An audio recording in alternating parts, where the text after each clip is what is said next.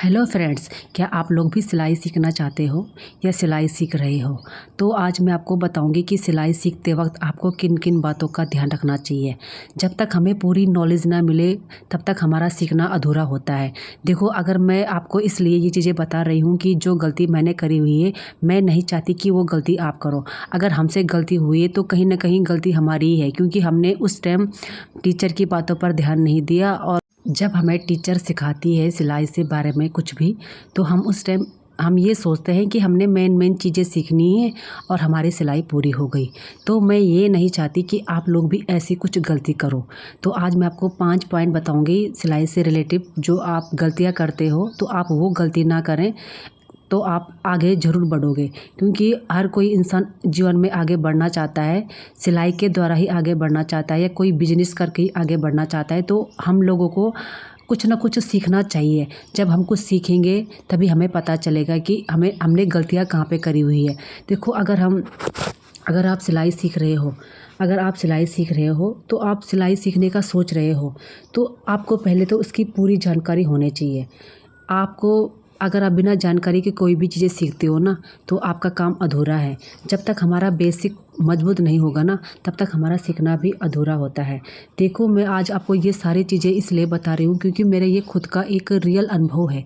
जब मैंने भी सिलाई सीखी थी ना, तो मेरे से भी कपड़े ख़राब हुए थे, मेरे से भी सिलाई ख़राब हुई थी, लेकिन मैंने हार नहीं मानी। कई कई बार तो मैंने सोचा कि यार मैं काम को छोड़ ही दूँ, मेरी बस की नहीं ये काम करना। क्योंकि देखो, हर कोई परफेक्ट नहीं होता, परफेक्ट होने के लिए बहुत ज़्यादा टाइम लगता है। तो मतलब मैं भी यही सोचती थी कि मैं सिलाई नहीं करूँगी। जब मेरे से कपड़ा ख़राब हो जाता था, कभी गला ख़राब हो जाता था, कभी सिलाई ख़राब हो जाती थी, कभी पोंछा ख़राब हो जाता था। देखो, हर हर किसी से गलती होती है, चाहे अच्छे से अच्छा बिगिनर क्यों ना हो, सभी से गलती होती है। लेकिन बात फिर वही है कि जब हम कुछ गलती करते हैं ना, तो गलती के ही द्वारा हमें सीखने को मिलता है। बिना गलती के कोई भी इंसान आगे नहीं बढ़ता। जब तक हम गलती नहीं करेंगे ना, तब तक हम सीखेंगे नहीं। पर मैंने भी कई बार बहुत बड़ी गलती करी हुई है। मैं सोचती थी कि काश मैं इस काम को छोड़ ही दूँ, बल्कि मैंने छोड़ा हुआ है। तुम यकीन नहीं करोगे, मुझे कम से कम, अगर मैं अपना रियल बात बताऊँ तुम्हें, तो मुझे 10 या 12 साल हो गए हैं सिलाई करते करते। लेकिन मैंने इस बीच में सिलाई को छोड़ा हुआ है। तो मैं आपको बताती हूँ कि मेरा स्टार्टिंग कहाँ से था। जो मैं अभी रेगुलर काम कर रही हूँ ना, वो मैं 2018 से कर रही हूँ। 2018 से मैं सिलाई का काम कर रही हूँ। और मैंने कब सीख लिया था सिलाई का काम? 2010 या 11 में मैंने ये काम सीखा हुआ था। तो आप मान के चलो कि मुझे कितना टाइम हो गया था। लेकिन 2010-11 में मैंने सीखा ना, लेकिन उस टाइम मैंने प्रैक्टिस नहीं करी। मेरे को समझ में नहीं आया मैं क्या करूं क्या ना करूं। तो मैंने सिलाई को छोड़ना ही बेहतर समझा, इसीलिए मैंने सिलाई को छोड़ दिया। लेकिन देखो, आगे आप देख सकते हो कि मैं आज कहाँ पे हूँ। सिर्फ सिलाई के द्वारा ही हूँ ना, जहाँ पे हूँ सिलाई के द्वारा हूँ। तो कहीं ना कहीं मुझे भी पछतावा होता है कि काश मैं अगर पहले ही इस चीज़ को पहले ही सीख लेती, तो शायद मैं आज इससे भी आगे होती। तो मैं ये नहीं चाहती कि आप भी ऐसी गलती करो जो गलती मैंने करी हुई है। कई लोग पता क्या करते हैं, कई लोग ये सोचते हैं कि महंगी मशीन से सिलाई सीखना बहुत ज़्यादा अच्छा होता है, सस्ती मशीन में सिलाई अच्छी नहीं होती। तो आप लोग ये मत सोचिए। मैं आपको ये इसलिए बता रही हूँ क्योंकि मैंने भी ऐसा करा हुआ है। जब मैंने सिलाई सीखी थी ना, स्टार्टिंग की बात बता रही हूँ मैं, उस टाइम मैंने पता तुम्हें अपने लिए नई मशीन लाई थी। मैं 7200 रुपये की मशीन लाई थी मैं। उस टाइम वो मशीन नई नई चल रही थी, उसमें पीको भी था, इंटरलॉक भी था और सिलाई भी थी। पर मैंने वो मशीन खरीद तो ली थी, लेकिन मैंने अपना काम बीच में ही छोड़ दिया। तो मुझे बाद में इतना पछतावा हुआ कि मैंने इतनी महंगी मशीन भी ले ली, ना ही मैं सिलाई का काम कर रही हूँ। क्या फ़ायदा हुआ मेरा? नुकसान ही हो गया। इतनी महंगी मशीन लेने के बाद मैं काम को छोड़ रही हूँ, तो कहीं ना कहीं मेरा नुकसान ही हुआ वो। लेकिन फिर मुझे बाद में एहसास हुआ कि यार क्या करूँ क्या ना करूँ। तो फिर मैंने दोबारा से सिलाई को शुरू किया। तो सिलाई करते करते आज आप देख सकते हो कि 2018 से मेरा रेगुलर सिलाई मैं करती हूँ। इस बीच में मैंने सिलाई को छोड़ रखा था। स्टार्टिंग मैंने 1-2 साल किया था, उसके बाद मैंने छोड़ दिया था। अब मैं इसको रेगुलर करती हूँ और आप देख सकते हो कि मैं आज कहाँ पे हूँ। इस सिलाई के द्वारा ही अगर मैं यहाँ हूँ तो ये सिलाई के द्वारा ही यहाँ हूँ। तो गाइस, मैं आपसे सिर्फ यही कहना चाहती हूँ कि जो गलती मैंने करी हुई है वो गलती आप ना करें। क्योंकि देखो, सबसे पहले आपको किन किन बातों का ध्यान रखना चाहिए, आज मैं आपको वो बताती हूँ। तो हमारे जो मेन 5 पॉइंट है, आपको मैं वो बताती हूँ कि हमारे मेन 5 पॉइंट क्या है, जिससे आप सिलाई को अपना एक मजबूत रास्ता बना सको, क्योंकि जब तक हमारी पकड़ सही नहीं होगी तब तक हम आगे नहीं बढ़ सकते। तो इसीलिए अगर हमारा बेसिक नॉलेज अच्छा रहेगा ना तो आप आगे जाके उन्नति ही करोगे। तो गाइस सबसे पहला पॉइंट मेरा ये होता है कि देखो, अगर आप लोग अगर सिलाई की मशीन लेते हो तो सबसे पहले आपको सिलाई मशीन लेते वक्त इस चीज़ का ज़रूर ध्यान रखना है कि आप महंगी मशीन ना लेके सेकेंड हैंड मशीन लो, ताकि आपका काम चले। कई लोग पता क्या करते हैं, पहले ही महंगी मशीन ले लेते हैं और उसके बाद काम को छोड़ देते हैं। क्यों? क्योंकि वो काम में इंटरेस्ट नहीं लेते, उनको पता ही नहीं है, उनको नॉलेज ही नहीं है किसी चीज़ का। तो मैं अभी आपसे कह रही थी ना कि मेरे से भी गलती हुई है, मैंने भी 7200 की मशीन ली, उसको वैसे ही रखा हुआ है, अभी तक मैं उस मशीन में काम नहीं करती। तो गाइस मेरा बोलने का मतलब यही है कि अगर कभी भी मशीन लेते हो तो फर्स्ट हैंड नहीं, आप सेकेंड हैंड मशीन लो, उसमें भी अच्छा काम होता है। महंगी मशीन लेने से काम बढ़िया नहीं होता, चाहे मशीन महंगी हो चाहे सस्ती हो, लेकिन काम दोनों में बराबर ही होता है, दोनों ने सिलाई का काम ही करना है। तो कई लोग ये वाली गलती कर देते हैं। तो मैं आपसे यही कहना चाहती हूँ कि अगर आप लोग भी सिलाई सीखने का सोच रहे हो और बिना पूरी जानकारी के आपने मशीन ले ली है तो 99% चांस है कि आप सिलाई को बीच में ही छोड़ दोगे, क्योंकि जो गलती मैंने करी हुई है वो गलती मैं आपको बता रही हूँ। तो आप ऐसी गलती ना करके पहले सिलाई को अच्छे से सीखें, उसके बाद अपने लिए कोई नई चीज़ लें। अगर नई चीज़ आप बाद में लेते हो ना तो उसका मज़ा ही कुछ अलग है। जब आपका काम अच्छा चलने लग जाएगा, आपको सिलाई अच्छे से आने लग जाएगी, आप 5000, 10,000, 15,000, 25,000 की मशीन ले सकते हो। लेकिन जब तक आप काम ढंग से नहीं सीखोगे तब तक आप सेकंड हैंड मशीन में ही चलाओ, क्योंकि जो गलती मैंने करी हुई वो गलती आप ना करें तो वो सही। अगर आप सिलाई सीखने वाली हो तो सबसे पहले इस बात का ध्यान ज़रूर रखें कि पहले आपको क्या क्या चीज़ें सीखनी चाहिए, क्योंकि बिना पूरी तैयारी के अगर हम सीखना शुरू कर देते हैं तो बाद में ही हमें परेशानी होगी, क्योंकि हमें उस चीज़ का नॉलेज नहीं है तो क्या फ़ायदा उस चीज़ को सीखकर। तो सबसे मेरा दूसरा पॉइंट ये रहेगा कि सबसे पहले आपको आपका बेसिक मजबूत होना चाहिए। तो बेसिक मजबूत में चीज़ें क्या क्या चीज़ें आती है, जैसे सीधी सिलाई हो गई, नाप लेना हो गया, कटिंग करना हो गया, कपड़ों को मतलब देखना, जैसे जॉर्जेट का कपड़ा कौन है, वेलवेट का कपड़ा कौन है, जो कपड़ों की जो परख होती है उसको पता चलना चाहिए कि आपका कपड़ा कौन सा है, क्योंकि कपड़े भी कई प्रकार के होते हैं। तो अगर हमें नॉलेज ही नहीं है तो हम ये चीज़ें कहाँ से सीखेंगे।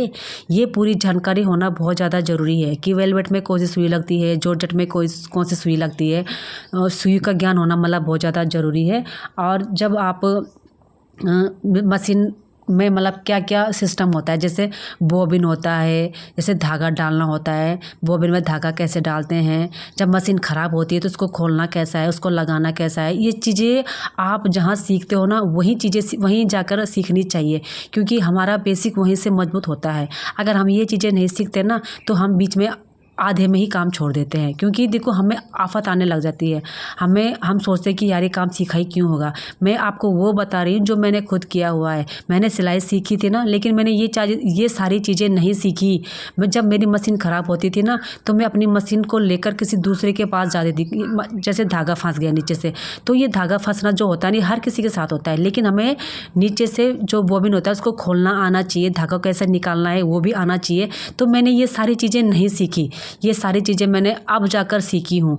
तो मुझे बीच में बहुत ज़्यादा डिस्टर्ब होती थी, मैं किसी दूसरे को परेशान करती थी अपनी वजह से, और वो मेरी मशीन को खोलना जैसे साफ़ करना ये चीज़ें मुझे नहीं आती थी, लेकिन अब मुझे सारा सब कुछ आता है।